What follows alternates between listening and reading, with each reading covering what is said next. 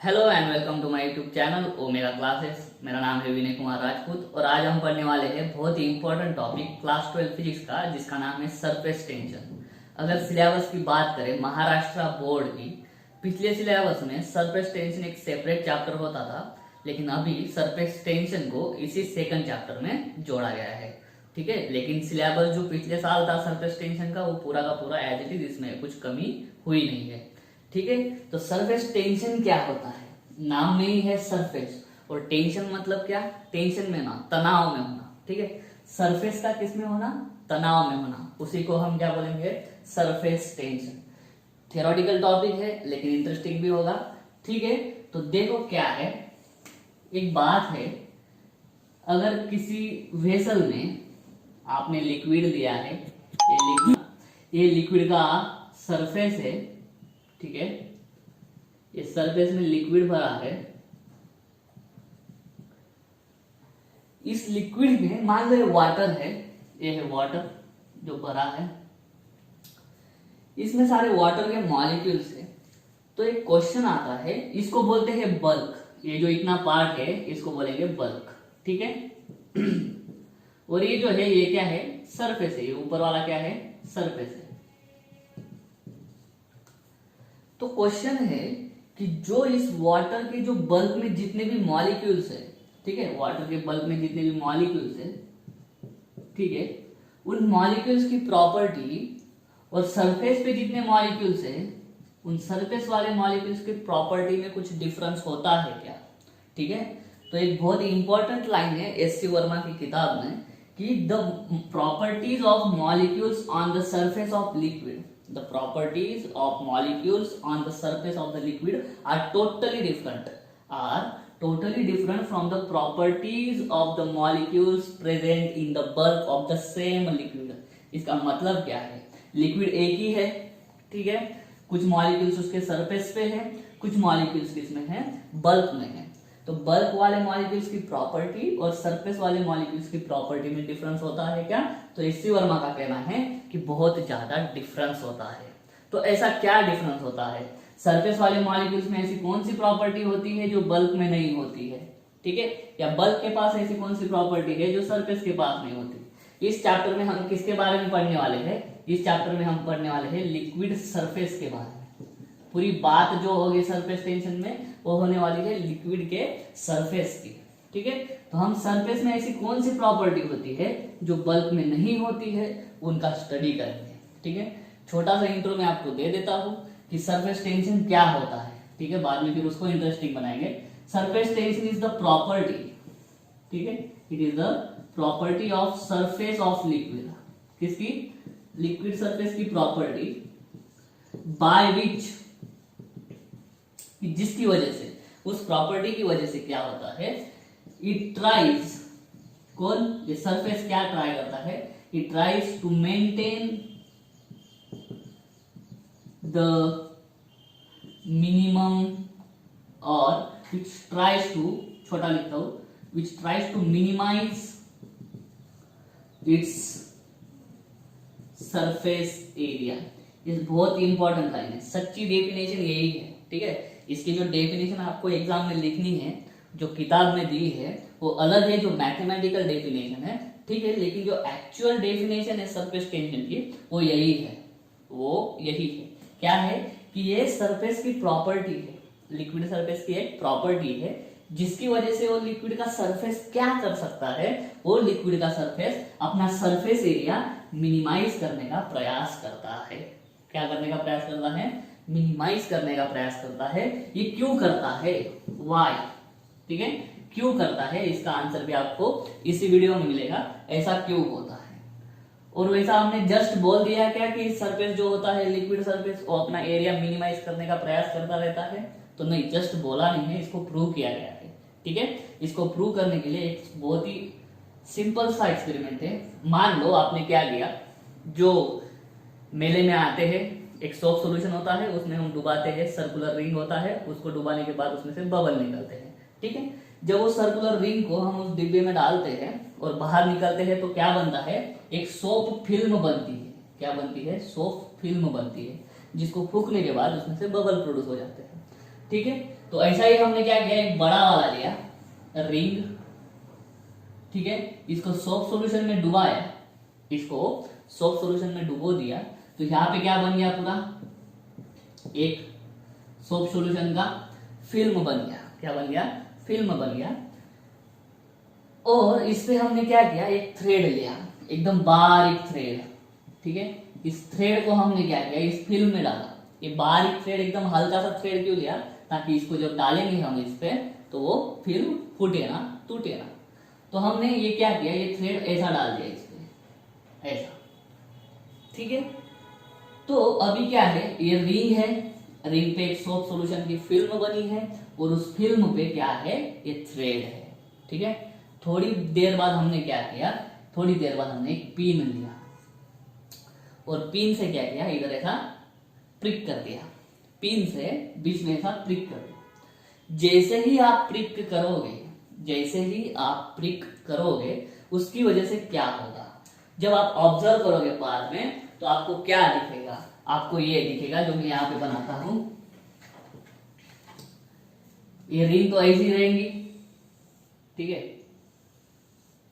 और ये जो पहले इरेगुलर शेप था ना थ्रेड का, वो थ्रेड का जो शेप है वो अभी ऐसा हो जाएगा, सर्कुलर हो जाएगा, ठीक है। और ये आजू बाजू क्या है, आपकी सोप की फिल्म है, ठीक है।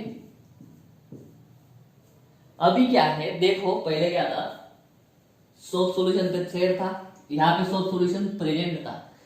जैसे ही आपने पिन से प्रिक कर दिया, यहाँ से सोप सॉल्यूशन हट जाएगा, यहाँ से सोप सॉल्यूशन हट जाएगा, तो क्या होगा, सोप सॉल्यूशन हटने की वजह से इसका क्या हो गया, सर्कुलर शेप हो गया। अभी सर्कुलर शेप क्यों हो गया, इसके पीछे रीजन है। तो इसके पीछे मेन रीजन है इंटरमॉलिक्यूलर फोर्स, और वही रीजन होता है किसके लिए, सरफेस टेंशन के लिए। ऐसी कौन सी प्रॉपर्टी होती है सरफेस के पास, जो सोप फिल्म का सरफेस बना है, उस सरफेस के पास ऐसी कौन सी प्रॉपर्टी होती है, तो उस सरफेस के पास एक प्रॉपर्टी होती है कि सरफेस के मॉलिक्यूल्स के बीच का इंटरमॉलिक्यूलर फोर्स, ठीक है। तो वो प्रॉपर्टी क्या होती है, देखो पहले क्या होता था, इसको पकड़ो, इतना रीजन पकड़ो, ठीक है, ये छोटा था, इस रीजन के इधर क्या है, सोप सॉल्यूशन है, इधर भी सोप सॉल्यूशन है, ठीक है। तो क्या होगा, ये जो इतना पोर्शन है थ्रेड का, इसके ऊपर क्या लगेगा, फोर्स लगाएंगे, कौन लगाएंगे, इधर के मॉलिक्यूल्स, ठीक है। इधर के मॉलिक्यूल्स क्या करेंगे, इतने रीजन को इधर खींचने का प्रयास करेंगे, ठीक है। लेकिन इसी थ्रेड को इधर भी सोप सॉल्यूशन है, वो सोप सॉल्यूशन इधर खींचने का प्रयास करेंगे, तो दोनों फोर्सेस क्या होंगे, इक्वल अपोजिट होंगे। अभी इक्वल अपोजिट क्यों होंगे, तो अब हम टॉपिक आगे पढ़ेंगे मॉलिक्यूलर थ्योरी, किसमें पढ़ेंगे हम, मॉलिक्यूलर थ्योरी में पढ़ेंगे कि क्यों।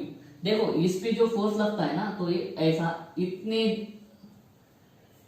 इतने सर्कल में, या इतने आगे स्फीयर बनाएंगे हम इसमें, इतने रीजन में, ये सेंटर में है लाइन, ठीक है, और उसके आगे हमने एक सर्कल ड्रॉ कर दिया। उस सर्कल के रीजन में जितने मॉलिक्यूल से सिर्फ उतने ही मॉलिक्यूल क्या कर पाएंगे, इस पे फोर्स लगा पाएंगे, क्योंकि इंटरमॉलिक्यूलर फोर्स जो होता है वो शॉर्ट रेंज फोर्स होता है। वो कौन सा फोर्स होता है, शॉर्ट रेंज फोर्स। 11th में एक चैप्टर है फोर्स बोल के, उसमें हमने फोर्स के टाइप्स पढ़े थे, ग्रेविटेशनल फोर्स पढ़ा था, उसके बाद में इंटरमॉलिक्यूलर फोर्स पढ़ा था, न्यूक्लियर फोर्स पढ़ा था, ठीक है। चलिए, तो इस इतने पोर्शन पे इधर का मॉलिक्यूल कुछ फोर्स नहीं लगा पाएगा, क्योंकि डिस्टेंस ज्यादा है, और मॉलिक्यूलर फोर्स कैसे होते हैं, शॉर्ट रेंज होता है। मॉलिक्यूलर फोर्स का जो रेंज होता है वो 10⁻⁹ मीटर होता है, नैनोमीटर में होता है, ठीक है। तो इतने दूर वाला मॉलिक्यूल इस पे फोर्स नहीं लगा पाएगा, तो इतने जो रीजन में है वो मॉलिक्यूल इस पे फोर्स लगाते हैं, ठीक है। लेकिन इधर का फोर्स जो है, ऊपर वाला फोर्स और नीचे वाला फोर्स, दोनों फोर्सेस क्या होंगे, इक्वल हो जाएंगे, ठीक है। इधर वाला फोर्स सॉरी, और इधर वाला फोर्स वो भी क्या हो जाएंगे, इक्वल हो जाएंगे। तो फिर ये हिलेगा, ये अभी हिलेगा नहीं, वैसा ही जिस शेप में आपने उसको सोप फिल्म पे छोड़ दिया वो छूट गया। लेकिन जब जैसे ही आप इसको प्रिक कर देते हो, तो ये ऐसा बन जाता है, क्या हो जाता है, जो थ्रेड है, थ्रेड गेट्स स्ट्रेच हो जाता है वो, ठीक है। कैसा, रेडियली आउटवर्ड, रेडियली आउटवर्ड, ठीक है। तो रेडियली आउटवर्ड कैसे स्ट्रेच हुआ, पहले इधर बाहर जो उधर के साइड जो खींचने वाला फोर्स था उसको बैलेंस करने के लिए इस जो थ्रेड है उसके अंदर के रीजन वाला फोर्स क्या करता था, उसको कैंसिल कर देता था। प्रिक करने की वजह से इधर की फिल्म जो थी वो हट गई। ठीक है, अभी इधर की फिल्म हट गई, इसको फिर से ड्रॉ करता हूं मैं। अभी अंदर की फिल्म हट गई, अंदर अभी फिल्म नहीं बची, तो अंदर का फोर्स क्या हो गया, अंदर का फोर्स हट गया। अंदर का फोर्स हटने की वजह से ये जो सिर्फ बाहर का फोर्स है, वो बाहर का फोर्स ही अभी हर पोर्शन पे एक्सर्ट होगा। हर पोर्शन को ले लो, हर पोर्शन पे सिर्फ बाहर का फोर्स एक्सर्ट होगा, अंदर उसको कैंसिल करने के लिए कुछ नहीं है, तो इधर ऐसा खींचा जाएगा, ये खींचा जाएगा, ये सारी तरफ ऐसा खींचने की वजह से उसका शेप कैसे बन जाएगा, ऐसा सर्कुलर रिंग अंदर बन जाएगा। ठीक है, सर्कुलर एरिया एक बन जाएगा, और सर्कुलर एरिया जो है वो इतना हो जाएगा।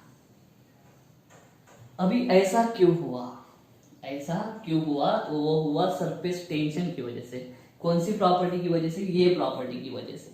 देखो ये जो सरफेस था, लिक्विड का ये जो सरफेस था, वो क्या ट्राई करता है, वो इसका ट्राई करता है कि अपना खुद का एरिया मिनिमम रहे, खुद का एरिया मिनिमम रहे। क्यों करता है आपको मैं बताऊंगा। ठीक है, तो अगर हमें इस सरफेस का एरिया कम करना है तो हमें जो सरफेस है उसके अलावा जो मटेरियल है उसका एरिया क्या कराना है, बढ़ाना है। देखो अभी इस फिगर में देखो, फिल्म का एरिया ज्यादा है, ये थ्रेड का एरिया कम है। ठीक है, छोटा सा है, लेकिन जैसे ही प्रिक कर देते हैं, ये थ्रेड स्ट्रेच होने के कारण जो छोटा एरिया था पहले ये इतना था, अभी वो एरिया बड़ा हो गया। अब ये एरिया बड़ा हो गया तो सरफेस का एरिया अपने आप क्या हो गया, सरफेस का एरिया अपने आप छोटा हो गया।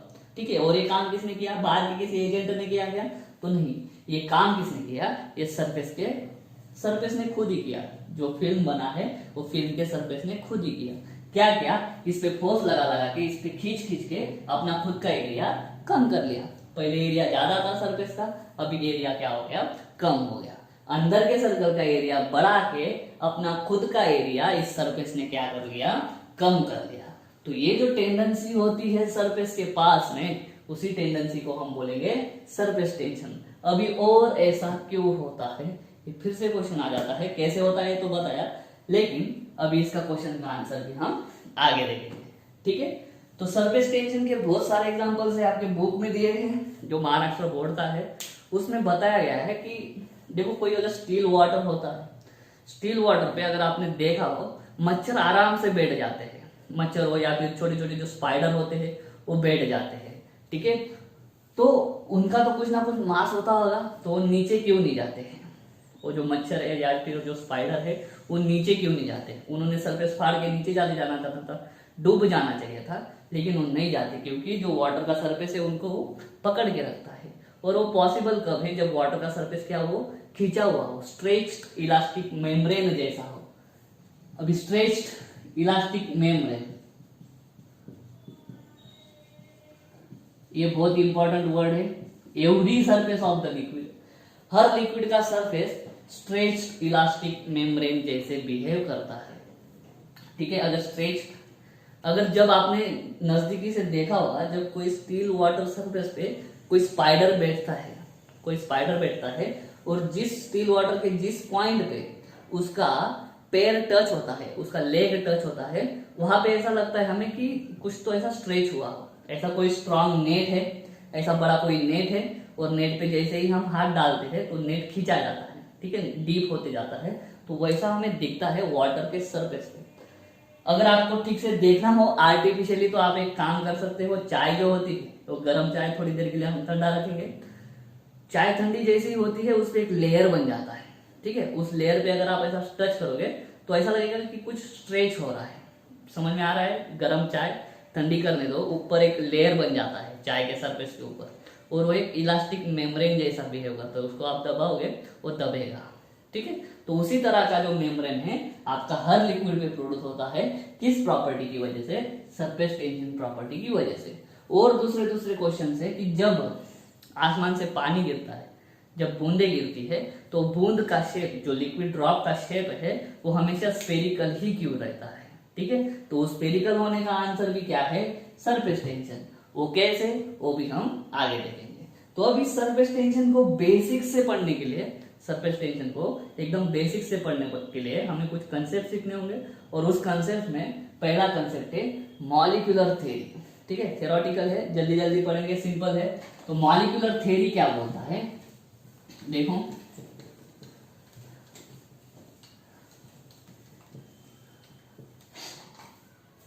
मॉलिक्यूलर थ्योरी है जो आपको ऑलरेडी मालूम है, उसमें अलग अलग डेफिनेशन है। तो पहली डेफिनेशन हम पढ़ेंगे इंटर मॉलिक्यूलर फोर्स। क्या पढ़ेंगे, इंटर मॉलिक्यूलर फोर्स, नाम में ही लिखा है क्या होगा inter molecular force, it is the force of attraction, it is the force of attraction between the molecules of the substances. ठीक है, जो इंटरमॉलिक्यूलर फोर्स होता है वो हमेशा कौन सा होता है, अट्रैक्शन वाला फोर्स होता है। ठीक है, सब्सटेंस है कोई, उसके मॉलिक्यूल्स के बीच का अट्रैक्शन, उसको हम क्या बोलेंगे, इंटरमॉलिक्यूलर फोर्स। ठीक है, the force of attraction between the molecules of the substance is called as intermolecular force। इसके दो टाइप होते हैं, एक होता है कोहेसिव फोर्स और दूसरा होता है एडहेसिव फोर्स। ठीक है, कोहेसिव फोर्स मतलब क्या, सेम सब्सटेंस के मॉलिक्यूल्स के बीच का फोर्स, और एडहेसिव फोर्स मतलब क्या, डिफरेंट सब्सटेंस के बीच का अट्रैक्शन वाला फोर्स। मान लो कोई सॉलिड है एक ही टाइप का, मान लो शुगर है, ठीक है, शुगर के मॉलिक्यूल्स के आपस के बीच का फोर्स वो क्या हो गया, कोहेसिव फोर्स हो गया। एयर मॉलिक्यूल्स का आपस के बीच का फोर्स क्या हो गया, कोहेसिव हो गया। वाटर मॉलिक्यूल्स का आपस के बीच का फोर्स क्या हो गया, कोहेसिव फोर्स हो गया। कोहेसिव फोर्स जो होता है वो होता है स्ट्रॉन्गेस्ट इन सॉलिड्स। ठीक है, तभी सॉलिड्स को क्या होता है, डेफिनेट शेप होता है। ठीक है, cohesive force strongest in solid और वीकर होगा किसमें, गैस में। ठीक है, ये तो हमें मालूम है, 8th स्टैंडर्ड से पढ़ रहे हैं हम। डिफरेंट सब्सटेंसेस मतलब क्या, मतलब एक है वुड और दूसरा है प्लास्टिक। इन दो अलग अलग सब्सटेंस के बीच का जो कोई भी फोर्स ऑफ अट्रैक्शन होगा वो फोर्स ऑफ अट्रैक्शन होगा एडहेसिव फोर्स। ठीक है, उसके बाद में वाटर मॉलिक्यूल और एयर मॉलिक्यूल के साथ में जो फोर्स ऑफ अट्रैक्शन होगा वो क्या होगा, एडहेसिव फोर्स होगा। ठीक है, इस तरह से अगर दो मॉलिक्यूल से दोनों भी सेम सब्सटेंस के हैं तो दोनों के बीच का जो अट्रैक्शन है वो है कोहेसिव फोर्स। अगर दो मॉलिक्यूल्स है उन दोनों के बीच में फोर्स ऑफ अट्रैक्शन है लेकिन वो दोनों मॉलिक्यूल्स अगर अलग अलग सब्सटेंस के हैं तो उन दोनों मॉलिक्यूल्स के फोर्स ऑफ अट्रैक्शन को बोलेंगे एडहेसिव फोर्स। ठीक है, ये हो गया। उसके बाद में है range of molecular forces. Range of molecular force, range मतलब कहां तक जा सकता है। ठीक है, it is the maximum distance, it is the maximum distance from molecules up to which the force is effective, up to which force is effective। इसका मतलब क्या है, इसका मतलब बहुत सिंपल है। मान लो ये सॉलिड है कोई, ठीक है, इसमें मॉलिक्यूल्स है। ठीक है, ये एक मॉलिक्यूल है, ये एक मॉलिक्यूल, ये एक मॉलिक्यूल, ऐसे बहुत सारे मॉलिक्यूल्स। अभी इस पे कौन से मॉलिक्यूल्स फोर्स लगा सकते हैं, तो इस पे ये वाला मॉलिक्यूल फोर्स नहीं लगा सकता, ये वाला भी फोर्स नहीं लगा सकता, क्योंकि जो मॉलिक्यूलर फोर्सेस होते हैं वो क्या होते हैं, शॉर्ट रेंज फोर्स होते हैं। तो ऐसा है, ये अपना मॉलिक्यूल कहाँ तक फोर्स लगा सकता है, कितने दूर के मॉलिक्यूल तक फोर्स लगा सकते हैं। ठीक है, तो मान लो ये मॉलिक्यूल इस पे फोर्स लगा सकता है, इस पे, और बस यहाँ तक फोर्स लगा सकता है, बस यहाँ तक, इसके आगे वो फोर्स नहीं लगा सकता। ठीक है, क्योंकि जैसे ही डिस्टेंस बढ़ता है फोर्स कम होते जाता है। तो ये मॉलिक्यूल कितने दूर के मॉलिक्यूल तक फोर्स लगा सकता है, अगर इधर इतने दूर तक लगा सकता है तो इधर भी इतने दूर तक लगा सकता है, नीचे भी उतने दूर तक लगा सकता है, ऊपर भी उतने दूर तक लगा सकता है। ठीक है, तो वो उतना डिस्टेंस मतलब क्या है, रेंज ऑफ मॉलिक्यूलर फोर्स। ठीक है, तो इसका मतलब क्या है, it is the maximum distance from the molecule, इस मॉलिक्यूल से मैक्सिमम डिस्टेंस कहां तक, up to which the force is effective, इसने लगाया हुआ फोर्स जहां तक इफेक्टिव होगा वहां तक का डिस्टेंस मतलब क्या होगा, ये होगा रेंज ऑफ मॉलिक्यूलर फोर्स। ठीक है, ये बहुत काम करेगा, बहुत इंपॉर्टेंट होगा। अभी जब मैंने यहाँ पे थ्रेड लगाया था और एक छोटा सर्कल बनाया था ना, वो जो सर्कल बनता है उसका रेडियस कितना होता है, उसका रेडियस होता है रेंज जितना। ठीक है, चलो आगे देखते हैं।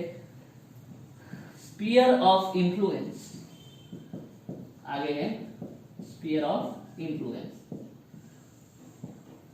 स्फीयर ऑफ इन्फ्लुएंस क्या होता है?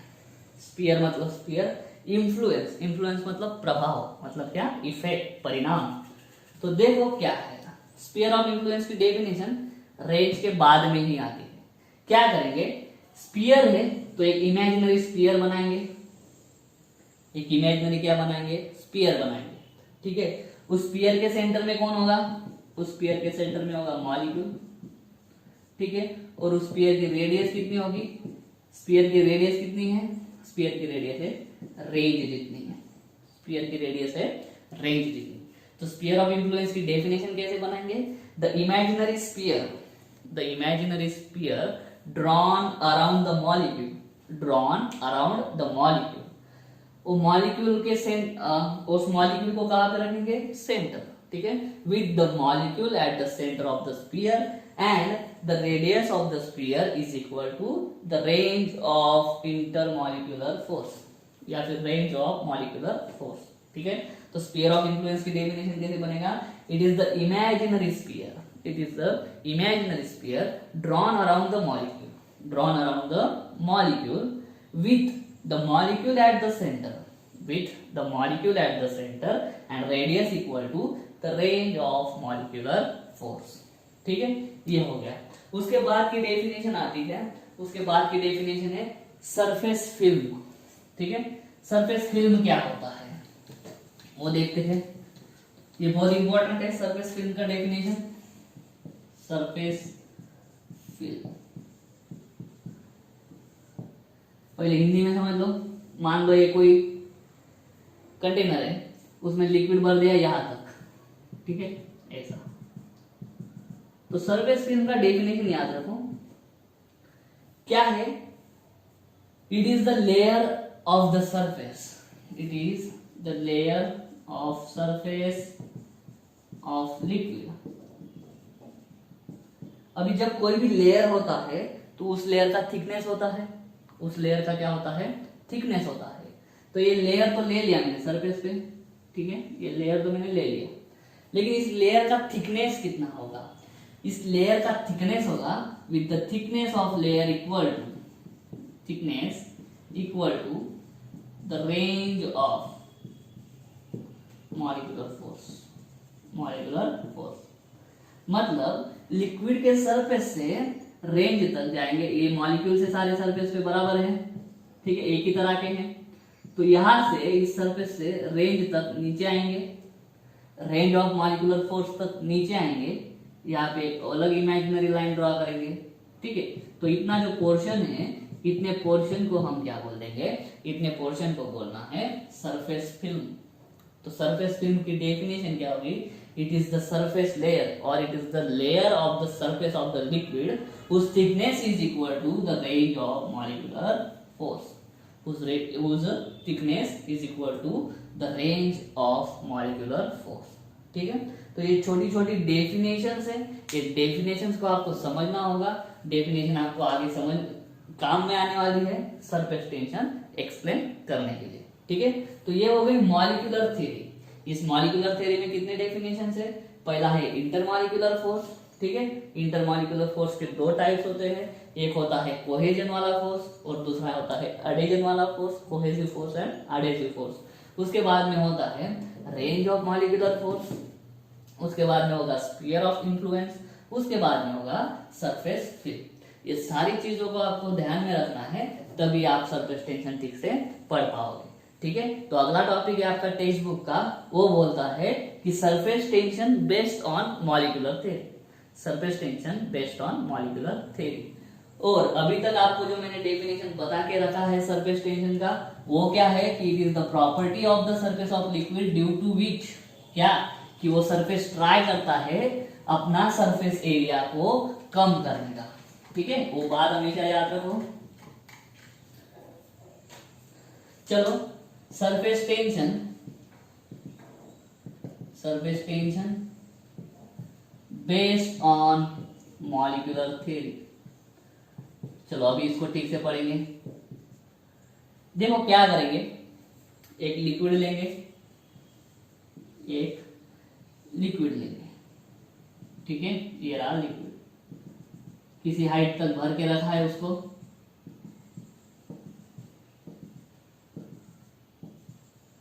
इस लिक्विड में क्या करेंगे, चलो ये वाटर है मान लो, ठीक है, इसकी सरफेस फिल्म बनाएंगे कैसे, ये वाटर के ऊपर के सरफेस के मॉलिक्यूल सारे, वाटर के इंटरमॉलिक्यूलर फोर्स का जो रेंज होगा वो मान लो यहां तक है, ठीक है। ये क्या बन गई आपकी surface film, X Y X dash Y dash, इतना रीजन जो है, इतना रीजन, इसको क्या बोलेंगे, सरफेस फिल्म, ठीक है। इस सरफेस या फिर इस पूरे लिक्विड में हम कितने पॉइंट्स लेते हैं, अभी 3 पॉइंट लेते हैं। पहला पॉइंट है ए, या फिर पहला मॉलिक्यूल है ए, दूसरा मॉलिक्यूल लेता हूं मैं बी, ठीक है, और तीसरा मॉलिक्यूल में लेता हूं सी। अभी हमें क्या करना है, अभी हमें हर मॉलिक्यूल पे लगने वाले फोर्सेस देखने हैं, ठीक है, इसको ठीक से समझना होगा। देखो ए मॉलिक्यूल किधर है, well inside the liquid, well inside the liquid. जो ए मॉलिक्यूल है वो लिक्विड के बहुत सारा अंदर है, बहुत अच्छी तरह से लिक्विड के अंदर है। बी है कहां पे है, इन द सरफेस फिल्म। देखो यहां से इतना पोर्शन क्या है, सरफेस फिल्म है, X Y Y dash X dash, इतना पोर्शन क्या है, सरफेस फिल्म। उस सरफेस फिल्म में हमने क्या ले लिया है, बी पॉइंट ले लिया है, और तीसरा पॉइंट जो है सी क्या है, on the surface, on the surface, ठीक है। तो चलिए अभी ए के लिए करते हैं, अभी ए के लिए स्टडी करते हैं। तो ए के अबाउट में क्या करता हूं, एक स्फीयर ऑफ इंफ्लुएंस ड्रॉ कर देता हूं, ये रहा। अभी ए पे, मॉलिक्यूल ए पे कौन से मॉलिक्यूल्स फोर्स लगा पाएंगे, ऐसे ही मॉलिक्यूल्स फोर्स लगा पाएंगे जो यहाँ पे हो, ये स्फीयर के अंदर हो। बाहर के मॉलिक्यूल्स ए पे फोर्स लगा नहीं पाएंगे, क्योंकि वही रीजन है कि इंटरमॉलिक्यूलर फोर्स जो होता है वो शॉर्ट रेंज होता है। तो इस पे क्या करेगा, इधर के मॉलिक्यूल्स इधर खींचेंगे, इधर के मॉलिक्यूल्स इधर, कुछ मॉलिक्यूल्स इधर कुछ खींचने का प्रयास करेंगे, कुछ इधर, कुछ ऊपर, कुछ नीचे, कुछ इधर, कुछ इधर। ऐसा करते करते ए पे नेट फोर्स कितना होगा, मतलब टोटल फोर्स कितना हो जाएगा, टोटल फोर्स 0 हो जाएगा। इसको कैंसिल करने वाला ये है, इसको कैंसिल करने वाला ये है, इसको कैंसिल करने वाला ये है, ठीक है। हर फोर्स को कैंसिल करने वाला दूसरा फोर्स है, तो नेट फोर्स ए पे कितना हो गया, 0 हो गया। अगर नेट फोर्स 0 हो गया तो वो क्या रहेगा, एज इट इज रहेगा, वो किधर भी नहीं जाएगा, क्या हो जाएगा, वो एज इट इज, ठीक है। ये हो गया फर्स्ट। बी का देखो, बी के अबाउट में क्या करता हूं, अभी स्फीयर ऑफ इंफ्लुएंस कर देता हूं। अभी ठीक से ये जो होती है सरफेस फिल्म की थिकनेस कितनी होती है, रेडियस जितनी, ठीक है। अभी बी का स्फीयर ऑफ इंफ्लुएंस जब हम ड्रॉ करेंगे तब कैसे बनेगा, ठीक है। यहां से ये रेडियस ऑफ इंफ्लुएंस है, ठीक है, इसका जो रेडियस वही इधर भी, और अभी जैसे ही हम स्फीयर ऑफ इंफ्लुएंस ड्रॉ करेंगे तो ये ऐसा बनेगा, ठीक है। मतलब क्या, कुछ तो पोर्शन नीचे होगा, ठीक है, नीचे वाले मॉलिक्यूल्स अट्रैक्ट करेंगे, और बाकी का पोर्शन हवा में होगा, और बाकी का जो हवा में पोर्शन है, ठीक है, उसमें क्या होंगे, एयर के मॉलिक्यूल्स होंगे। तो बी पे लगने वाला नेट फोर्स देखो, बी पे लगने वाला नेट फोर्स 0 होगा क्या, तो नहीं, क्या होगा, वो डाउनवर्ड होगा। कैसे होगा, डाउनवर्ड, क्यों, मैं बताता हूं। देखो बी कौन सा मॉलिक्यूल है, वाटर मॉलिक्यूल है, सरफेस फिल्म के अंदर है, ठीक है। तो इस पे लगाने वाले डाउन फोर्स क्या है, ज्यादा है, डाउनवर्ड फोर्स क्या है, बहुत ज्यादा है। क्यों, वाटर मॉलिक्यूल्स क्या होते हैं, एक दूसरे के करीब होते हैं। इतने पोर्शन में वाटर मॉलिक्यूल्स की जो नंबर है वो नंबर ज्यादा है, और ऊपर क्या है, ऊपर एयर है। एयर मॉलिक्यूल्स की डेंसिटी या फिर एयर की डेंसिटी कम होती है। एयर की डेंसिटी क्यों कम होती है, क्योंकि मॉलिक्यूल्स दूर दूर होते हैं और हल्के होते हैं। तो ये मॉलिक्यूल्स दूर दूर होने के कारण अपवर्ड फोर्स कैसा होगा, निग्लिजिबल। अपवर्ड फोर्स कैसा होगा, निग्लिजिबल, और डाउनवर्ड फोर्स निग्लिजिबल नहीं होगा। तो क्या है, डाउनवर्ड फोर्स ज्यादा होगा, किससे, अपवर्ड। तो नेट फोर्स की डायरेक्शन क्या है, डाउन।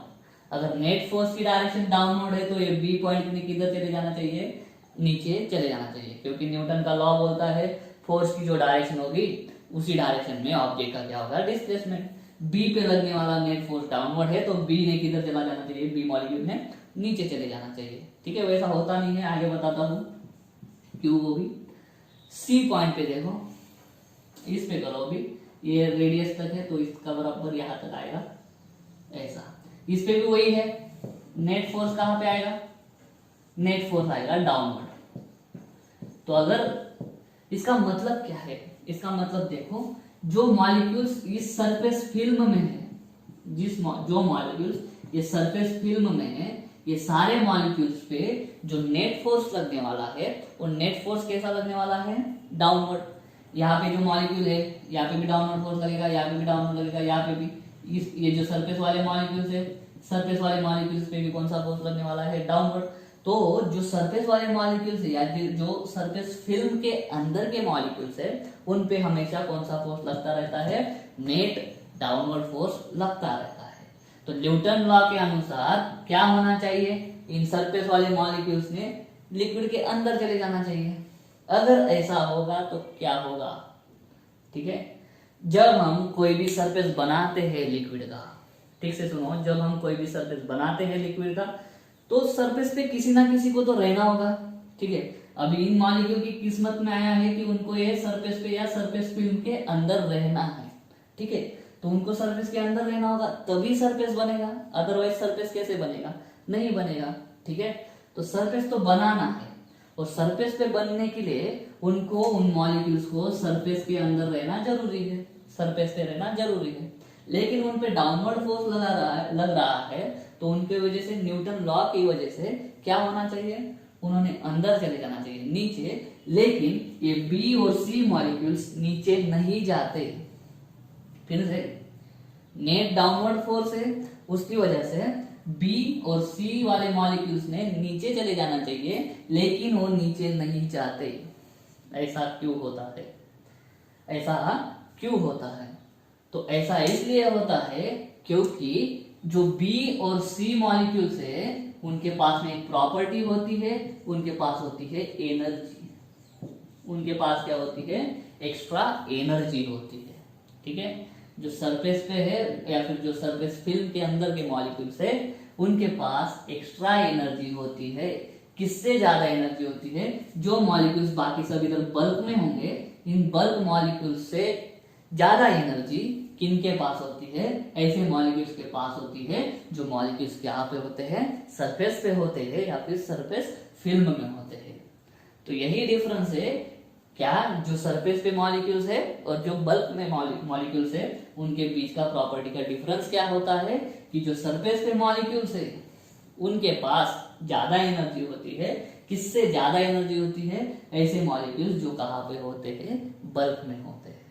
ठीक है, तो ये एनर्जी कहां से आई, ठीक है, एनर्जी कहां से आई, ये मॉलिक्यूल्स ऊपर जा रहे हैं। ठीक है, अभी इनको ऊपर लाने के लिए जब हम सरफेस बना रहे थे, जब किसी लिक्विड को हम कंटेनर में डाल रहे थे, बाद में उसका सरफेस बना था, तो सरफेस बनाने के लिए मॉलिक्यूल्स को ऊपर रहना जरूरी है। तो मॉलिक्यूल्स को ऊपर कैसे रहे, उनको हमने क्या की, जब हम सरफेस बना रहे थे तब एक वर्क डन हुआ था, और वह वर्क डन क्या हो गया, एनर्जी के फॉर्म में कन्वर्ट हो जाता है। आपको मालूम है कि किया हुआ वर्क जाया नहीं जाता, वो वर्क जो है वो एनर्जी के फॉर्म में स्टोर हो जाता है। और वो एनर्जी के फॉर्म में वर्क कहाँ पे स्टोर हुआ, तो इस जो लिक्विड का सरफेस है, इस सरफेस में स्टोर हो गया, और उसी एनर्जी को हम बोल देते हैं, उसको बोलते हैं सरफेस एनर्जी। उसको क्या बोलते हैं, सरफेस एनर्जी बोलते हैं। ठीक है, तो ये नीचे जाने का प्रयास करता है, तो इसको अपोज करने वाले इन दोनों के आजू बाजू भी फोर्स होगा। देखो, सी जो है सरफेस पे है, सरफेस पे और सारे मॉलिक्यूल्स है, इधर के साइड पे मॉलिक्यूल्स है, इधर के साइड पे मॉलिक्यूल्स है। ठीक है, वो भी क्या करेंगे, उसको नीचे जाने से रोकेंगे, ये एयर मॉलिक्यूल्स भी रोकेंगे। ठीक है, बहुत कम फोर्स होता है, वो निग्लिजिबल होता है, लेकिन कुछ तो होगा। ठीक है, तो ये सारे फोर्सेस मिलके क्या करते हैं, इसको एक इसको एक एनर्जी प्रोवाइड करते हैं, जो एनर्जी का नाम होता है सरफेस एनर्जी। और उस सरफेस एनर्जी की वजह से क्या होता है कि ये जो है बी और सी मॉलिक्यूल्स नीचे नहीं जाते हैं। उसी एनर्जी को हम क्या बोल देते हैं, सरफेस एनर्जी। तो सरफेस एनर्जी का डेफिनेशन क्या हो गया, it is the energy which is given to the molecules which are present on the surface of the liquid is called as surface energy. आप अपनी तरह से डेफिनेशन बना सकते हो. Surface energy is defined as the energy of the molecules which are on the surface of the liquid. इस तरह से भी आप बना सकते हो. करेक्ट है. तो ये हो जाता है सरफेस एनर्जी वाला कंसेप्ट. ये हो जाता है सरफेस एनर्जी वाला कंसेप्ट. करेक्ट है. तो अभी क्या होता है, ये तो मॉलिक्यूलर थ्योरी हो गया. अभी जो नीचे आना होता है, अभी नेचुरल टेंडेंसी क्या होता है, मान लो ये कोई ऑब्जेक्ट है, ये ऑब्जेक्ट को जब हम छोड़ देंगे तो वो नीचे अर्थ के ले जाएगा. ऐसा क्यों? इस ऑब्जेक्ट को जब हम ऊपर लेके आते हैं तो इस ऑब्जेक्ट का मास, एक्सेलरेशन ड्यू टू ग्रेविटी और हाइट, उसकी वजह से इस ऑब्जेक्ट के पास क्या है, पोटेंशियल एनर्जी. जब तक इस ऑब्जेक्ट के पास में पोटेंशियल एनर्जी है तब तक वो इधर रहेगा, और जब तक हम इस ऑब्जेक्ट को यहाँ पे रखना है तब तक हम इस ऑब्जेक्ट को पोटेंशियल एनर्जी प्रोवाइड करते रहना पड़ेगा. और पोटेंशियल एनर्जी अगर हमें इस ऑब्जेक्ट को प्रोवाइड करना है तो हमें कंटिन्यूअस कुछ तो काम करना पड़ेगा. जो मैं कर रहा हूँ इसको पकड़ के रखा हूँ. ठीक है. जैसे ही मैं इस ऑब्जेक्ट को छोड़ दूंगा वो नीचे चला जाएगा. मतलब क्या, नेचर में जितने भी ऑब्जेक्ट है उन ऑब्जेक्ट की टेंडेंसी एक ही होती है. वो टेंडेंसी क्या होती है, टू मिनिमाइज इट्स एनर्जी. क्या होती है वो टेंडेंसी, एनर्जी मिनिमाइज करना. गेंद है वही वापस, उसको जब तक हम ऊपर रखेंगे हाथ में, जब तक हम उस पर काम करते रहेंगे तब तक उसके पास क्या रहेगा, यहीं पे रहेगा वो. ठीक है. पोटेंशियल एनर्जी रहेगी. अभी उसको उसका छोड़ दिया तो वो खुद क्या कर जाता है, नीचे गिर जाता है. ठीक है. नीचे गिरता है ताकि क्या उसकी जीरो हो. देखो ऊपर था पोटेंशियल एनर्जी 100, नीचे आया 50, नीचे आया 25, नीचे आया 5, नीचे आया 0. ठीक है. उसका नीचे आ गया वो. मतलब जितने भी नेचर में ऑब्जेक्ट्स है उनका एक ही टेंडेंसी होता है. क्या होता है कि वो अपनी एनर्जी कम करे. कम करे. क्यों ऐसा करते हैं वो भी बताता हूँ. क्योंकि जब उनके पास एनर्जी ज्यादा होती है या फिर एनर्जी होती है उनके पास, तब उनकी स्थिति होती है अनस्टेबल. तब वो क्या हो जाते हैं, अनस्टेबल हो जाते हैं. और कोई भी जो स्थिति है ऑब्जेक्ट की, वो अनस्टेबल स्थिति अच्छी नहीं होती. कोई भी ऑब्जेक्ट के लिए वो अनस्टेबल नहीं रहना चाहता है. हर कोई कैसा होना चाहता है, स्टेबल होना चाहता है. तो अगर किसी ऑब्जेक्ट को स्टेबल होना है तो उसको उसकी एनर्जी क्या करनी होगी, जीरो करनी होगी या फिर कम करनी होगी. तो अभी यहाँ पे देखो, ये थोड़ी गंदी हो गई डायग्राम, फिर भी देखो. अगर इतने सारे ऑब्जेक्ट्स को, इतने सारे पार्टिकल्स को या मॉलिक्यूल्स को अगर ऊपर लाए हैं, अगर ये ऊपर आए हैं तो इन पे किसने ना किसने तो काम किया होगा.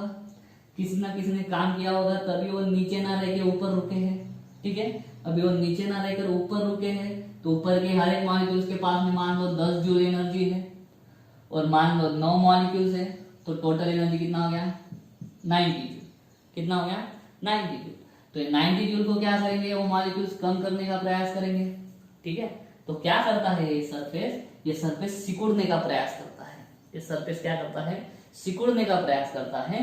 क्योंकि और एक कंसेप्ट है, जितना ज्यादा सरफेस एरिया रहेगा. अभी देखो कैसा, हर एक मॉलिक्यूल के पास 10 जूल है, 9 मॉलिक्यूल्स है, तो 9 मॉलिक्यूल्स एक दूसरे के बाद में अरेंज हो गए. 9 मॉलिक्यूल्स एक दूसरे के बाद में अरेंज हो गए तो एरिया बढ़ गया. मतलब क्या बढ़ गई, आपकी सरफेस एनर्जी बढ़ गई. आपको अगर सरफेस एनर्जी कम करना है तो आपको सरफेस एरिया कम करना होगा. सरफेस एरिया कम करना है तो क्या करना होगा, जो सरफेस पे मॉलिक्यूल्स है उनको कम करना होगा. या फिर दूसरा और प्रयास है कि जो मॉलिक्यूल्स है सरफेस पे उनको एक दूसरे ने क्या करना होना, सुकड़ जाना होना. एक दूसरे को जोर से अट्रैक्ट करके सरफेस का एरिया क्या कर देना होगा, सरफेस का एरिया कम कर देना होगा. जब सरफेस का एरिया कम होगा तब सरफेस एनर्जी भी क्या हो जाएगी, सरफेस एनर्जी भी कम हो जाएगी. ठीक है. तो जो ऑब्जेक्ट की टेंडेंसी होती है कि सरफेस एनर्जी कम करने की टेंडेंसी, वो सरफेस एनर्जी कम करने की टेंडेंसी कैसे पूरी की जाती है, वो रिक्वायरमेंट कैसे प्रूव कर दी जाती है, सरफेस एरिया कम करके। और वो एक कौन करता है, सरफेस खुद ही करता है उसकी प्रॉपर्टी यूज करके, जिसका नाम है सरफेस टेंशन। ठीक है, उम्मीद करता हूँ आपको समझ में आ गया होगा। तो ये सब थ्योरी टॉपिक है, इसीलिए मान लो कोई ये सरफेस है, एकदम सिंपल टॉपिक बताता हूं मैं आपको, एक एग्जांपल। मान लो आपके पास 1 लीटर वाटर है। अभी मिनिमम सरफेस एरिया किस शेप का होता है, मिनिमम सरफेस एरिया किस शेप का होता है? आपको बोला कि आपके पास 1 लीटर वाटर है, आपको बोला कि 1 लीटर वॉल्यूम वाला आपके पास वाटर है, और इस 1 लीटर वाटर को ऐसे कंटेनर में भरो, ऐसे कंटेनर में भरो ताकि वो कंटेनर जो है क्या करे, उस कंटेनर का सरफेस एरिया क्या आए, सरफेस एरिया मिनिमम आए। ठीक है, ये 1 लीटर क्या हो गया, वॉल्यूम। तो अपने पास अलग अलग शेप है, अपने पास रेक्टेंगुलर शेप है। ठीक है, रेक्टेंगुलर कंटेनर में भर सकते हैं, क्यूबॉइड में भर सकते हैं, सिलेंडर में भर सकते हैं, स्फीयर में भर सकते हैं। कंडीशन एक ही है कि सरफेस एरिया क्या हो, मिनिमम हो। वॉल्यूम हर इसमें कितना भरना है, 1 लीटर भरना है। ठीक है, हर इसमें कितना भरना है, 1 लीटर ही भरना है। तो ऐसा कौन सा कंटेनर है, अगर हमने 1 लीटर वाटर उसमें भरा तो वो कंटेनर का सरफेस एरिया क्या हो जाएगा, कम। वॉल्यूम तो उतना ही रहेगा। रेक्टेंगुलर कंटेनर में भी 1 लीटर भरना है। ठीक है, 1 लीटर भरना है, सब में 1-1 लीटर भरना है, लेकिन कंडीशन क्या है कि सरफेस एरिया क्या हो, उस कंटेनर का मिनिमम हो। तो अगर आपने ज्योमेट्री पढ़ी होगी ठीक से 9th और 10th स्टैंडर्ड में, तो उसमें बोलता है for given volume the sphere has minimum surface area. ठीक है, स्फीयर का सरफेस एरिया मिनिमम होता है, और जिस सरफेस का सरफेस एरिया मिनिमम होता है उसकी सरफेस एनर्जी मिनिमम होती है। कोई भी ऑब्जेक्ट क्या चाहता है कि उसकी सरफेस एनर्जी कम हो। तो जैसे ही बादल में कंडेंसेशन होके ड्रॉपलेट्स बनते हैं छोटे छोटे, और ड्रॉपलेट्स कंबाइन होके एक बड़ा ड्रॉप बनता है जो धरती पे आता है नीचे, तो उस ड्रॉप का सरफेस जो होता है, उस ड्रॉप का जो सरफेस या फिर जो शेप होता है वो क्या होता है, स्फेरिकल होता है। स्फेरिकल क्यों होता है, क्योंकि स्फीयर का सरफेस एरिया क्या होता है, कम होता है। स्फीयर का सरफेस एरिया कम होता है, उसकी वजह से उसकी सरफेस एनर्जी भी क्या होती है, सरफेस एनर्जी कम होती है। जो टेंडेंसी है हर एक मॉलिक्यूल की, नेचुरल टेंडेंसी, वो सेटिस्फाई कब हो जाती है, जब सरफेस कैसा हो, स्फेरिकल हो। तो इसी वजह से जो ड्रॉपलेट्स नीचे आते हैं या जो ड्रॉप्स नीचे आते हैं, उनका शेप कैसा होता है, उनका शेप होता है स्फेरिकल। क्यों, सरफेस एनर्जी कम करने के लिए। और सरफेस एनर्जी कम कैसे होती है, सरफेस एरिया कम करके, और स्फीयर का सरफेस एरिया कम होता है। ठीक है, उम्मीद करता हूँ आपको समझ में आ गया होगा। ठीक है, तो अभी सरफेस टेंशन की प्रॉपर डेफिनेशन क्या है, सरफेस टेंशन की प्रॉपर डेफिनेशन जो आपके बुक में है और जो आप एग्जाम में लिखने वाले। ठीक है, तो चलिए उसके लिए हम क्या करते हैं। देखो हम क्या करेंगे, एक कंटेनर लेंगे, ग्लास हो कुछ भी हो, उसमें लिक्विड भर देंगे और लिक्विड को ऊपर से देखेंगे। ठीक है, मान लो ये सर्कुलर कंटेनर है, उसमें लिक्विड भरा है। ठीक है, ये लिक्विड के मॉलिक्यूल्स है। ठीक है, उसको हम ऊपर से दिख रहे हैं, कौन सा व्यू है, टॉप व्यू। ठीक है, चलो, तो सरफेस टेंशन का मतलब क्या है, सरफेस टेंशन का मतलब है सरफेस का टेंशन में होना, सरफेस का तनाव में होना। ठीक है, तो वो कैसे, अभी सरफेस टेंशन है, टेंशन मतलब क्या होता है, फोर्स होता है। टेंशन मतलब क्या होता है, फोर्स। तो अभी देखो, ये जो मॉलिक्यूल है, फोर्स को कैलकुलेट करना है, क्या कैलकुलेट करना है, फोर्स को। सरफेस टेंशन कैलकुलेट करने के लिए फोर्स को कैलकुलेट करेंगे। तो अभी देखो, इन दोनों मॉलिक्यूल के बीच में फोर्स है, इन दोनों मॉलिक्यूल के बीच में, इन दोनों मॉलिक्यूल पे, पूरे सरफेस पे जितने मॉलिक्यूल्स है उतना सारे मॉलिक्यूल्स का फोर्स हमें कैलकुलेट करना पड़ेगा। हमें क्या कैलकुलेट करना होगा, तो सरफेस टेंशन कैलकुलेट करना होगा। तो और ये बात जो है वो हेक्टिक है, और ये फोर्स की वैल्यू भी बहुत ज्यादा हो जाएगी। आपको समझ में आ रहा है, 10 मॉलिक्यूल है मान लो, और 10 मॉलिक्यूल एक दूसरे पे फोर्स लगाएंगे। ठीक है, इस मॉलिक्यूल पे लगने वाले टोटल फोर्स निकालो, इस पे लगने वाले टोटल फोर्स निकालो, इस पे लगने वाले, इस पे लगने वाले, हर एक मॉलिक्यूल पे लगने वाले टोटल फोर्स निकालो, उसको ऐड करो, वो क्या है, वो है हेक्टिक। ठीक है, तो सरफेस टेंशन की डेफिनेशन ठीक से नहीं बनेगी, तो उसके लिए हम क्या करेंगे, इस सरफेस पे एक इमेजिनरी लाइन ड्रॉ करेंगे, इस सरफेस पे एक इमेजिनरी लाइन ड्रॉ करेंगे। ठीक है, मान लो उस लाइन की लेंथ है एल, उस लाइन की लेंथ है एल, और अभी देखो इस जो लाइन है उसके इधर और इधर मॉलिक्यूल, इधर और इधर मॉलिक्यूल, इधर इधर इधर इधर मॉलिक्यूल। अभी मॉलिक्यूल पे फोर्स कैसा कैसा होगा, ये मॉलिक्यूल और ये मॉलिक्यूल के बीच में फोर्स होगा। ठीक है, ये मॉलिक्यूल और ये मॉलिक्यूल के बीच में भी फोर्स होगा, और ये मॉलिक्यूल के बीच में फोर्स होगा, ये मॉलिक्यूल और ये मॉलिक्यूल के बीच में फोर्स होगा। तो सरफेस टेंशन में फोर्स कैलकुलेट करने के लिए रूल बनाया गया। क्या बनाया गया, रूल बनाया गया कि कौन से फोर्सेस को देखना है। तो रूल ऐसा बना कि इन फोर्सेस को देखो, इनको, लाइन के इधर का एक मॉलिक्यूल और लाइन के उधर का एक मॉलिक्यूल, इनके बीच का फोर्स सिर्फ कैलकुलेट करो, ये इनके बीच का फोर्स कैलकुलेट करने का जरूरत है नहीं। ठीक है, वापस इन दोनों के बीच का फोर्स कैलकुलेट करो, इन दोनों के बीच का फोर्स कैलकुलेट करो, इन दोनों के बीच का फोर्स कैलकुलेट करो। ठीक है, तो क्या करो उसके बाद में, तो ये जो टोटल फोर्स होगा, ये इतना जो टोटल फोर्स होगा, इतना टोटल फोर्स को मेजर कर दो, वही टोटल फोर्स आपका क्या हो जाएगा, सरफेस टेंशन हो जाएगा। लेकिन वापस इसकी लेंथ कितनी लेनी है, कोई 5 सेंटीमीटर ले लेगा, कोई 10 सेंटीमीटर ले लेगा, कोई 20 सेंटीमीटर ले लेगा। अगर लेंथ बढ़ती गई तो मॉलिक्यूल की संख्या बढ़ती गई, मॉलिक्यूल की संख्या बढ़ती गई तो फोर्सेस बढ़ते गए, फोर्सेस बढ़ते गए तो हर एक की सरफेस टेंशन की वैल्यू अलग अलग आएगी। तो इसके लिए और एक नया बनाया गया कि ये जो वायर है उसकी लेंथ आप कितनी भी लो, लेकिन जब आप फोर्स कैलकुलेट करोगे तब आपको उस लेंथ को कितने में कन्वर्ट करना पड़ेगा, यूनिट लेंथ में। यूनिट लेंथ मतलब अगर बड़ा कंटेनर है बहुत तो 1 मीटर कंसीडर करो, छोटा सा कंटेनर है तो 1 सेंटीमीटर।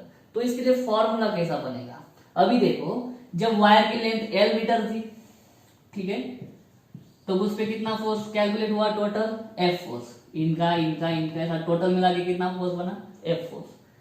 जब आपको 1 मीटर के लिए चाहिए तो यूनिटरी मेथड लगाओ, जिसको मराठी में बोलते हैं एकमान पद्धत।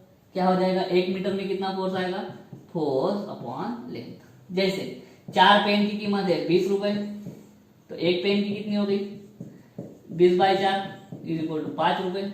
उसी तरह से करेक्ट है, L मीटर में F फोर्स, तो 1 मीटर में कितना, F/L। ठीक है, तो ये जो F/L बना ना, वो F/L को ही क्या बनाए बोलेंगे हम, F/L को ही बोलेंगे सरफेस टेंशन। ठीक है, तो सरफेस टेंशन को डिनोट करते हैं S या T से। किसी किसी बुक में S से डिनोट करते हैं, किसी किसी बुक में T से डिनोट करते हैं। महाराष्ट्र बोर्ड की जो बुक है उसमें T यूज किया गया है, तो हम T यूज करेंगे। ठीक है, चलो तो अभी डेफिनेशन कैसे बनी इसकी वजह से, तो देखो ये जो डेफिनेशन है आप एग्जाम में लिखने वाले हो, surface tension is defined as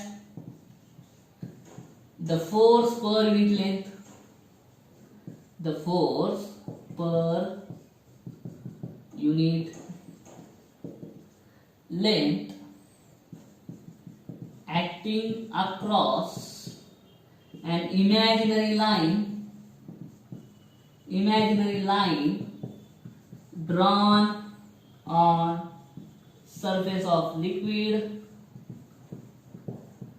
full stop, and the force is tangential to the line. ये फोर्स कैसा होगा, लाइन को परपेंडिकुलर हो रहा है। ठीक है, टेंजेंशियल बोलो या फिर परपेंडिकुलर बोलो, एक ही बात है। ठीक है, तो देखो क्या हो गया सरफेस टेंशन का definition, surface tension is defined as the force per unit length, force per unit length किस पे लग रहा है, एक्टिंग अक्रॉस, लाइन के इधर उधर मतलब across, acting across an imaginary line, एक इमेजिनरी लाइन ड्रॉ की, सच में ड्रॉ की क्या, तो नहीं, तो एक इमेजिनरी लाइन ड्रॉ की। ठीक है, on the surface of the liquid, इस लिक्विड के सरफेस पे एक इमेजिनरी लाइन ड्रॉ की, और वो फोर्स कैसा होना चाहिए, जो फोर्स पर यूनिट लेंथ में जो फोर्स कैलकुलेट कर रहे हो वो फोर्स कैसा होना चाहिए, टेंजेंशियल टू द लाइन और परपेंडिकुलर टू द लाइन, क्योंकि फोर्स तो दो तरह के हैं, इसके बीच में भी है, तो इन दोनों के बीच का फोर्स क्या हो जाएगा, इस लाइन को पैरेलल हो जाएगा। ये फोर्स नहीं मेजर करना है, कौन सा फोर्स मेजर करना है, ये वाला परपेंडिकुलर वाला फोर्स मेजर करना है। तो इस तरह से डेफिनेशन बन गई सरफेस टेंशन की। ये यूनिट हो गया न्यूटन पर मीटर। डायमेंशन निकालो, न्यूटन मतलब फोर्स का dimension, L1 M1 T -2, metre मतलब लेंथ, L कट हो जाएगा, क्या आएगा M1 T -2। ये हो गया आपका इसका डायमेंशन। ठीक है, तो इस तरह से हमने क्या कर दिया है, सरफेस टेंशन को डिफाइन कर दिया है। करेक्ट है, सरफेस एनर्जी हमने देखा, सरफेस टेंशन हमने देखा। अभी हम देखते हैं लास्ट टॉपिक आज का कि सरफेस टेंशन और सरफेस एनर्जी में क्या रिलेशन होता है। ठीक है, तो चलिए वो देखते हैं। तो चलिए दोस्तों, अभी हम डिराइव करते हैं relation between surface tension and surface energy. इसके लिए मैं क्या करता हूं, एक रेक्टेंगुलर फ्रेम लेता हूं, ठीक है, जिसका नाम आप कुछ भी दे सकते हो। बुक में है P dash S dash S, ऐसा कुछ तो नाम है, ठीक है। और इस पे एक स्लाइडिंग वायर है, ये जो है इसको नाम है QR। ये जो है एक स्लाइडिंग वायर है, ठीक है, एक फ्रेम है जिसपे ये वायर क्या हो सकती है, इधर उधर घूम सकती है। ठीक है, इस वायर की लेंथ है मान लो L लेंथ है, ठीक है, तो इसकी भी लेंथ कितनी हो जाएगी, ये इतनी बड़ी L हो जाएगी। ठीक है, और स्लाइड कर दी, ठीक है, स्लाइड कर दी। और हमने क्या किया, इस रेक्टेंगुलर फ्रेम को एक सॉफ्ट सॉल्यूशन में डुबोया, एक सॉफ्ट सॉल्यूशन में डुबो के ऊपर निकाला, तो क्या हो जाएगा, इधर सॉफ्ट सॉल्यूशन की फिल्म बन जाएगी। सॉफ्ट सॉल्यूशन की क्या बन गई, एक फिल्म बन गई। तो अभी फिल्म को ठीक से ऑब्जर्व करो, ठीक है। फिल्म जो बनेगी सॉफ्ट फिल्म, उस सॉफ्ट फिल्म के पास कितना एरिया रहेगा। देखो सरफेस टेंशन में सब एरिया एरिया ही चल रहा है, तो इसमें एरिया मेजर करना बहुत इंपॉर्टेंट होता है। तो इसके पास सरफेस फिल्म के पास कितने फ्री सरफेस एरियाज होते हैं, क्या, फ्री सरफेस एरिया, सिर्फ सरफेस एरिया नहीं, फ्री सरफेस एरियाज कितने होते हैं। तो फिल्म आपने देखा है, वही मेले में सॉफ्ट सॉल्यूशन में डूबे के बबल डालते हैं, तो देखो वो जो रिंग बनता है, और रिंग इधर के साइड से भी, उसके बाद देखो रिंग के इधर के साइड क्या होगा, एयर, और रिंग के उधर के साइड के पास क्या होगा, एयर। तो जो दोनों सरफेस एरियाज जो है, या फिर दोनों सरफेसेस जो है, उन दोनों सरफेसेस को हम क्या बोल सकते हैं, उन दोनों सरफेसेस को हम बोल सकते हैं फ्री सरफेस एरिया। तो फिल्म के पास कितने फ्री सरफेस एरियाज होते हैं, 2 फ्री सरफेस एरियाज, ये ध्यान में रखना। और अभी आगे अगर कुछ आता है, आगे और आएगा आपको, एक आएगा सोप बबल, ठीक है, और दूसरा आएगा drop, liquid drop, water drop. किसके पास कितने फ्री सरफेस एरियाज होते हैं। तो अभी सोप बबल जो होता है वो कैसा होता है, हॉलो होता है। कैसा होता है, वो हॉलो होता है। जो चीज हॉलो होता है ना, तो उसके पास 2 सरफेस एरियाज होते हैं। उसके पास कितने सरफेस एरियाज होंगे, 2 होंगे, ये अभी से याद में रखो। ये जो ड्रॉप होता है, ये ड्रॉप कैसा होता है, सॉलिड होता है। सॉलिड होता है मतलब उसके अंदर मटेरियल भरा है। जो बबल होता है, बबल के अंदर एयर होती है, ठीक है, ड्रॉप के अंदर एयर नहीं होती है, ठीक है। तो ऐसे जो होते हैं उनके पास सिर्फ कितने फ्री सरफेस एरियाज होते हैं, 1 होते हैं। अगर ये फ्री सरफेस एरियाज आपको मेजर करते आ गए, तो आप आराम से आंसर निकाल सकते हो किसी भी एमसीक्यू का जो जेईई नीट में पूछे जाते हैं, ठीक है। तो अभी सिर्फ फिल्म पे ध्यान दो, फिल्म के पास कितना होगा, 2 सरफेस एरियाज होंगे, ठीक है। तो इनिशियल सरफेस एरिया कैसे कैलकुलेट करोगे इसका, इनिशियल सरफेस एरिया, चलो मान लो यहां से इतना डिस्टेंस x है, यहां से इतना डिस्टेंस कितना है, x, रेक्टेंगुलर है एरिया, तो इनिशियल सरफेस एरिया कितना होगा। देखो आगे का सरफेस एरिया 1 हो गया, पीछे का सरफेस एरिया 1 हो गया, दोनों क्या हो गए, आइडेंटिकल सरफेस एरिया है। तो लेंथ इनटू ब्रेड्थ, एक साइड का एरिया हो गया, उसको 2 से मल्टीप्लाई कर दो, उसके 2 से मल्टीप्लाई कर दिया तो पूरा सरफेस एरिया हो गया फिल्म का, आगे का भी पीछे का भी, ठीक है। ये हो गया इनिशियल सरफेस एरिया। अभी ठीक से जैसे ही आपने देखा होगा, एक एक्सपेरिमेंट भी हुआ है इस पे। अभी क्या किया, मान लो एक्सपेरिमेंट में ध्यान दो अभी थोड़ी देर, ये सॉफ्ट फिल्म है, ये क्या है, सॉफ्ट फिल्म। और एक्सपेरिमेंट में क्या किया गया, ये जो स्लाइडर है ना, इस स्लाइडर पे एक छोटा सा, बिल्कुल छोटा सा वेट लटका दिया। अगर इस पे छोटा सा वेट लटका दिया, तो उस वेट की डायरेक्शन किधर है, इधर है, फोर्स की डायरेक्शन। लेकिन ये जो स्लाइडर है, ये स्लाइडर अपनी जगह से हिलता नहीं है। अब ये स्लाइडर अपनी जगह से हिलता क्यों नहीं है, क्योंकि इस फोर्स को ऐसा देखा गया कि इस फोर्स को बैलेंस करने वाला ऊपर कोई तो फोर्स है, और ऊपर कौन सा फोर्स है, कुछ दिख नहीं रहा, तो इसके स्लाइडर पे फोर्स कौन लगा रहा होगा, तो ये जो फिल्म बनी है ना सोप की, ये सोप फिल्म क्या करती है, इस स्लाइडर पे ऊपर वाला फोर्स लगाती है। अब ये फोर्स क्यों लगाती है, वापस सरफेस टेंशन की डेफिनेशन पे आओ। ये सरफेस है फिल्म का, ये सरफेस फिल्म का क्या करता है, उसका खुद का एरिया मिनिमाइज करने का प्रयास करता है। अगर इसको एरिया मिनिमाइज करना है तो ये क्या करेगा, स्लाइडर को ऊपर खींचेगा, ऊपर खींचेगा तभी क्या होगा, एरिया मिनिमाइज होगा। तो ये सरफेस अपना एरिया मिनिमम करने के लिए, अपना एरिया मिनिमम करने के लिए स्लाइडर को ऊपर खींचता है, कुछ तो फोर्स लगाता है, कौन, ये लिक्विड का सरफेस है। और जब हम ये लगाते हैं वेट तो ये स्लाइडर नीचे नहीं आता। अगर ज्यादा लगाएंगे तो डायरेक्ट फिल्म ब्रेक हो जाएगी। बहुत छोटा सा वेट लगाते हैं सिर्फ ऑब्जर्व करने के लिए कि ये फिल्म जो है इस स्लाइडर पे फोर्स लगाती है या नहीं, उसको प्रूव करने के लिए छोटा सा वेट लगाया जाता था। ठीक है, तो छोटा सा वेट लगाया जाता है। अभी देखो तो फिर क्या होगा, इस स्लाइडर पे ये सोप जो है, ये सोप फिल्म जो है वो किस दिशा में फोर्स लगाएंगी, इस दिशा में फोर्स लगाएंगी। ठीक है, इतना समझ में आया। तो F क्या है, फोर्स बाय सरफेस फिल्म या फिर सोप फिल्म। ठीक है, तो अभी क्या करना है हमें, एनर्जी और सरफेस टेंशन के बीच का रिलेशन। अभी एनर्जी मतलब क्या, वर्क डन, तो वर्क डन निकालेंगे। वर्क डन निकालने के लिए क्या करते हैं अपन, फोर्स इनटू डिस्प्लेसमेंट। तो मैं क्या करता हूं, इस स्लाइडर पे ये इक्वल एंड अपोजिट फोर्स लगाता हूं F डैश, एक इक्वल एंड अपोजिट फोर्स लगाता हूं F dash. Equal and opposite force लगाने के क्या होगा, हम इसको धीरे धीरे इस स्लाइडर को इधर खींचेंगे। ठीक है, वर्क डन कब करना पड़ेगा, इधर के साइड तो फोर्स लग ही रहा है, सरफेस फिल्म तो अपना काम कर रही है। एक्सटर्नल वर्क हम क्या करेंगे, इस स्लाइडर को इधर लेके जाएंगे। ठीक है, अभी हम वर्क करेंगे तो ये क्या हो गया, इधर आ गया, ये क्यू आर अभी किधर आ गया, क्यू डैश आर डैश पे आएगा। क्यू डैश आर डैश पे आने की वजह से अभी ये क्या हो गया, सरफेस फिल्म का एरिया बढ़ गया। फिर से रिपीट, एरिया बढ़ा तो सरफेस एनर्जी बढ़ेगी। ठीक है, हमने कुछ तो काम किया, हमने क्या किया, कुछ तो काम किया, किया हुआ काम जाया नहीं जाता, वो इस सरफेस फिल्म का जो बढ़ा हुआ एरिया है उस एरिया में क्या हो गया, स्टोर हो गया, किस फॉर्म में, एनर्जी के फॉर्म में। ठीक है, तो देखो हमने इक्वल एंड अपोजिट फोर्स लगाया, opposite to force F, and कितना डिस्प्लेसमेंट मूव कराया उसको, डेल्टा एक्स, इतना छोटा सा, बिल्कुल छोटा सा डिस्प्लेसमेंट उसको मूव कराया। फोर्स लगा के डिस्प्लेसमेंट करा हमने, तो छोटा सा वर्क डन आ गया। छोटा सा वर्क डन को कैसे डिनोट करते थे, DW से। हमने कितना फोर्स लगाया, F डैश, और उससे कितना डिस्प्लेसमेंट हो गया, डेल्टा एक्स। करेक्ट है। अभी देखो नया एरिया क्या हो जाएगा, नया एरिया हो जाएगा। ठीक से देखना, पहला एरिया क्या था, 2L इंटू एक्स। अभी देखो क्या हो जाएगा, आगे भी यही होगा, पीछे भी यही होगा, तो न्यू एरिया हो गया। देखो 2 तो रहेगा ही, बाद लेंथ तो वही है, खाली जो ब्रेथ पहले x थी अभी x प्लस डेल्टा एक्स हो गई, x प्लस डेल्टा एक्स। अभी चेंज इन एरिया का निकाल देंगे या फिर इंक्रीज इन एरिया।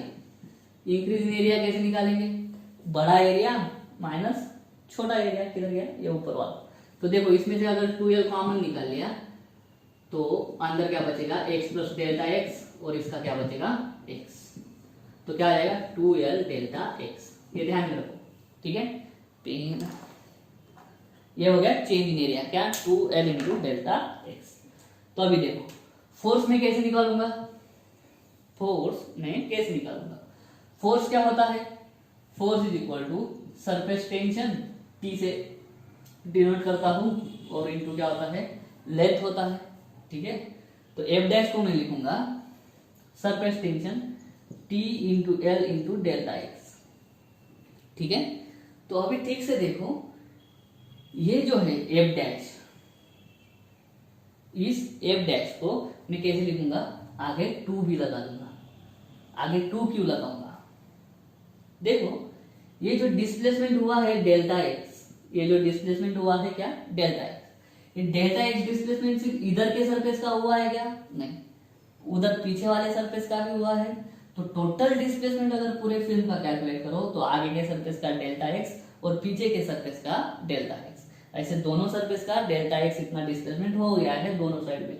तो मेरे को डेल्टा एक्स को किसके साथ में मल्टीप्लाई करना पड़ेगा, 2 के साथ में मल्टीप्लाई करना पड़ेगा।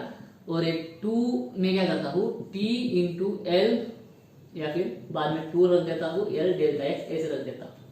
उसकी वजह से क्या हो जाएगा, देखो डी डब्ल्यू, अब ये जो वर्क डन है, इस वर्क डन को मैं क्या बोल सकता हूँ, एनर्जी, बहुत पुराना कंसेप्ट है, डेल्टा यू बोलते हैं हम, ठीक है, पोटेंशियल एनर्जी या फिर सरफेस एनर्जी। क्योंकि जब वर्क डन होता है, work done is always stored in the form of potential energy, ठीक है। यहाँ पे जो पोटेंशियल एनर्जी है उसी को हम क्या बोलते हैं, सरफेस एनर्जी बोलते हैं। तो work done is equal to surface energy बोल दिया, हो गया 2L delta x. 2L delta x को ठीक से देखो, T इंटू, अभी 2L डेल्टा एक्स क्या है, डेल्टा है, चेंज इन एरिया, सिर्फ एरिया नहीं, चेंज इन एरिया या फिर इंक्रीज इन एरिया। तो डेल्टा यू मतलब surface energy is equal to surface tension into increase in area. तो ये हो गया उनके बीच का रिलेशन। तो रिलेशन हो गया, तो मैं लिख सकता हूँ surface tension is equal to delta U upon delta A.